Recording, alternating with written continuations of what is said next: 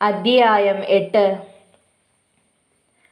അവൻ 7-ാം മുദ്ര പൊട്ടിച്ചപ്പോൾ സ്വർഗത്തിൽ ഏകദേശം അരമണിക്കൂറോളം മൗനതയുണ്ടായി. അപ്പോൾ ദൈവസന്നിധിയിൽ 7 ദൂതന്മാർ നിൽക്കുന്നത് ഞാൻ കണ്ടു. അവർക്ക് 7 കാഹളം ലഭിച്ചു. മറ്റൊരു ദൂതൻ ഒരു സ്വർണ്ണധൂപ കലശവുമായി വന്ന് യാഗപീഠത്തിനരികെ നിന്നു. സിംഹാസനത്തിന് മുൻപിലുള്ള സ്വർണ്ണപീഠത്തിന്മേൽ സകല വിശുദ്ധന്മാരുടെയും പ്രാർത്ഥനയോട് ചേർക്കേണ്ടതിന് വളരെ ധൂപവർഗം അവന് കൊടുത്തു. ധൂപവർഗത്തിന്റെ പുക വിശുദ്ധന്മാരുടെ പ്രാർത്ഥനയോടുകൂടെ ദൂതന്റെ കയ്യിൽ നിന്ന് ദൈവസന്നിധിയിലേക്ക് കയറി. ദൂതൻ ധൂപകലശമെടുത്ത് യാഗപീഠത്തിലെ കനൽ നിറച്ച് ഭൂമിയിലേക്ക് എറിഞ്ഞു. ഉടനെ ഇടിമുഴക്കവും നാദവും മിന്നലും ഭൂകമ്പവും ഉണ്ടായി. 7 കാഹളമുള്ള ദൂതന്മാർ 7 കാഹളം ഊതുവാൻ ഒരുങ്ങി നിന്നു. ഒന്നാമത്തവൻ ഊതി.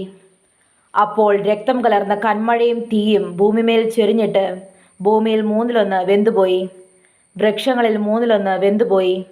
എല്ലാ പച്ചപ്പുല്ലും വെന്തുപോയി. രണ്ടാമത്തെ ദൂതൻ ഊതി.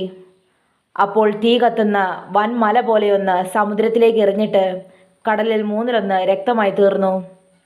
സമുദ്രത്തിൽ പ്രാണനുള്ള സൃഷ്ടികളിൽ 1/3 ചത്തുപോയി. കപ്പലുകളിൽ 1/3 ഛേദം വന്നു. മൂന്നാമത്തെ ദൂതൻ ഊതി.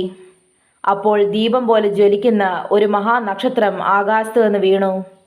നദികളിൽ 1/3 നീരുറവകളിന്മേലുമായിരുന്നു വീണത്. ആ നക്ഷത്രത്തിന് കാഞ്ഞിരം എന്നു പേർ.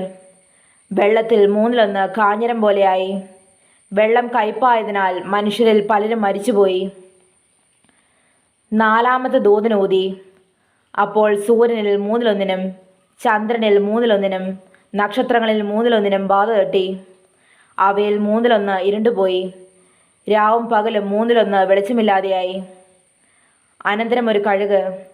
ഇനി കാഹളം ഊതുവാനുള്ള 3 ദൂതന്മാരുടെ കാഹളനാദം ഹേതുവായി ഭൂവാസികൾക്ക് കഷ്ടം കഷ്ടം കഷ്ടമെന്ന് ഉറക്കെ പറഞ്ഞുകൊണ്ട് ആകാശമധ്യേ പറക്കുന്നത് ഞാൻ കാണുകയും കേൾക്കുകയും ചെയ്തു.